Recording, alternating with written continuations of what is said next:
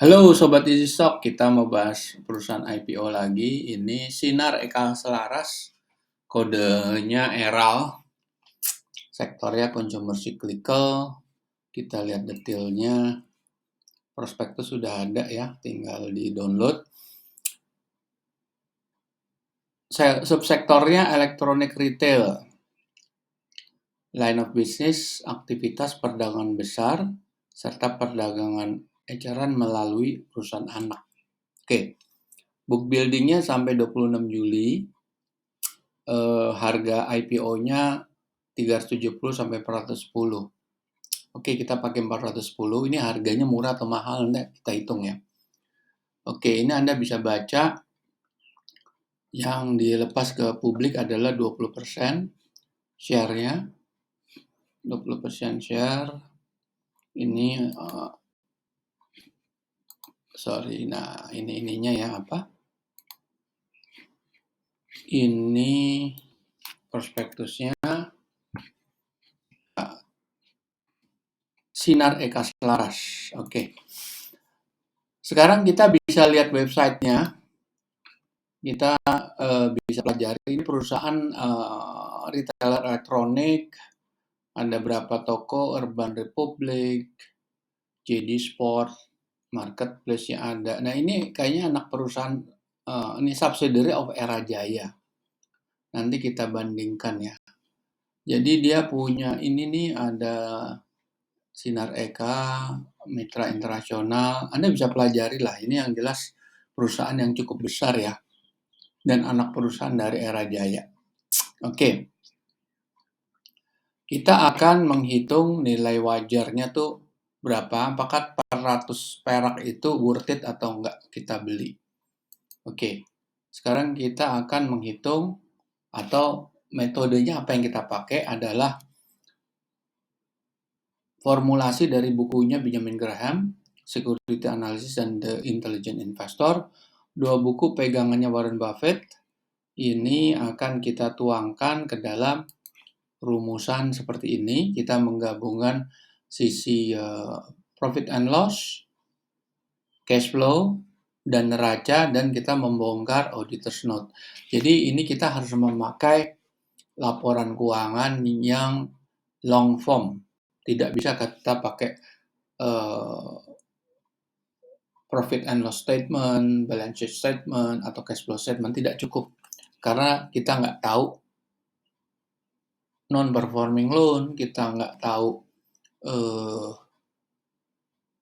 income dan expenses dari non-recurring, income dan expenses yang berasal dari afiliasi yang bukan core business-nya, itu harus kita keluarkan karena yang kita hitung adalah core business-nya.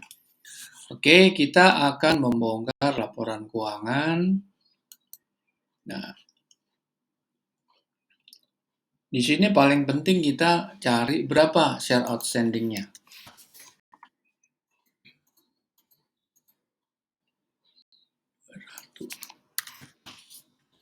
Nah ini nih share outstanding-nya sebelum ditempatkan itu ada 44,1 miliar, setelah itu dilepas 1 miliar atau 20%, sehingga outstanding share-nya 5187.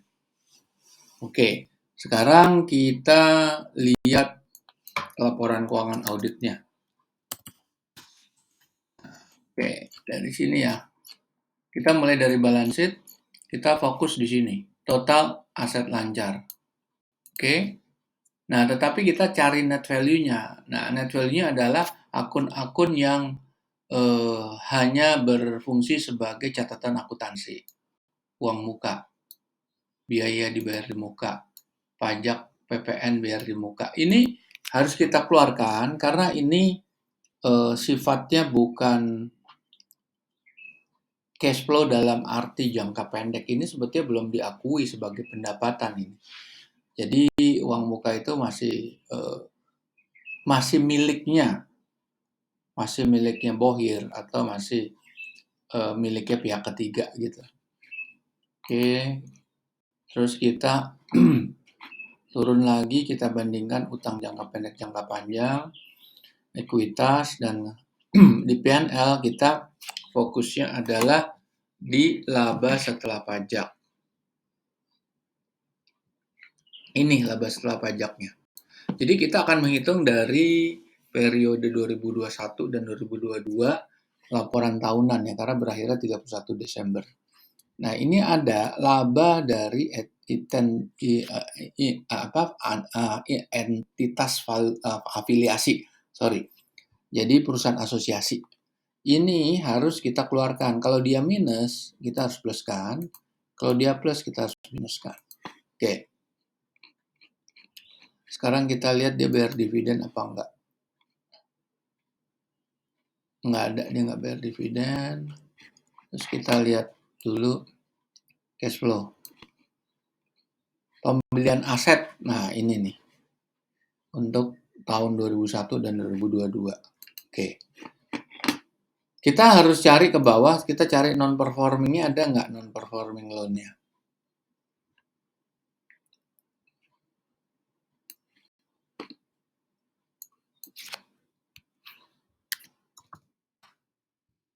Piutang. Piutangnya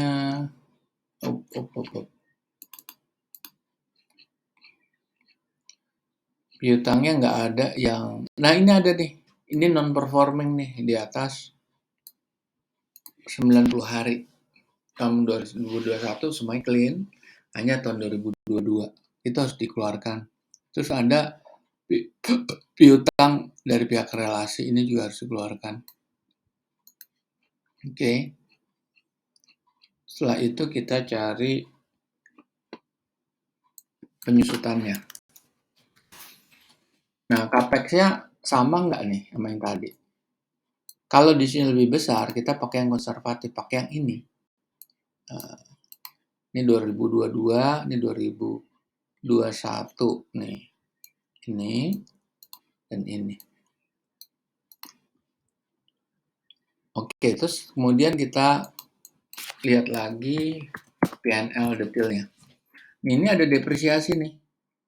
Ada depresiasi, Anda harus tambahkan di sini.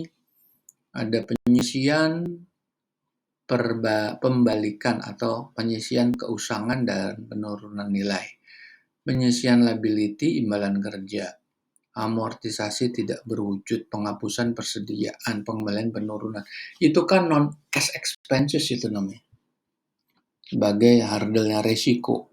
Terus pendapatan operasi lain, laba, selisih kurs. Oke. Nah, sekarang kita lihat ini. Ini ERAL dan ERA. Ini kita bandingkan ya secara apple to apple dengan induk perusahaannya. Nah, kalau kita lihat dari sisi penjualan, ERAL itu 20 kali lebih kecil. Jadi atau ERA swasembada itu 20 kali lebih besar. Nah, dari sisi margin, ERA lebih tinggi, margin 9%, ERA cuma 3%. Dari sisi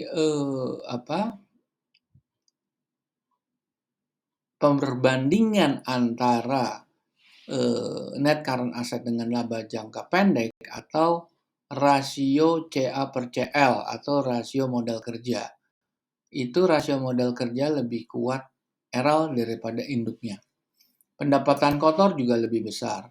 Ini posisi 2021. Bagaimana posisi di 2022? Di posisi 2022 ini terjadi sorry, bukannya benar nih. Ini nggak perlu. Jadi memang 16 kali. 16 kali ya. 16 kali ERA lebih besar. Nah, marginnya ERA turun, margin bersihnya juga turun karena masalah kompetisi ya. Dari sisi rasio modal kerja juga turun dari 4,9 ke 2,4. Induknya juga menurun dari 1,2 ke 1,0. Pendapatan kotor relatif stabil, hanya margin bersihnya berarti ada peningkatan dari selling general administration expenses atau biaya-biaya lainnya. Oke. Nah, kita akan ngitung tahun 2021. Seperti apa? Nah,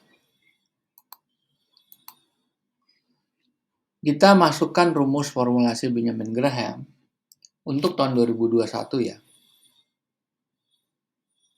Ini nilai wajar tertinggi 507. Nilai wajar terendahnya 493. Jadi kalau IPO price-nya 410, ini tahun 2021 ini masih wajar. Bukan wajar, sebetulnya masih murah meskipun upside-nya nggak terlalu panjang ya. Ya kalau ini dinaikkan bisa nih Anda naikkan 2%. Naik. Anda naikkan 5%, tapi nggak mungkin 5% growth-nya. 2% paling banyak. Ada upside sekitar 25% lebih ya. Nah, itu tahun 2021. Gimana tahun 2022? Tahun 2022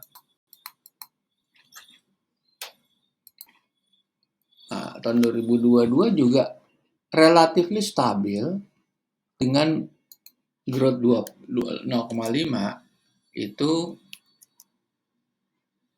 ada margin of safety itu sekitar 25% juga. Kalau dia di 2%, nah margin of safety-nya naik lagi. Paling tinggi margin of safety-nya ada 120.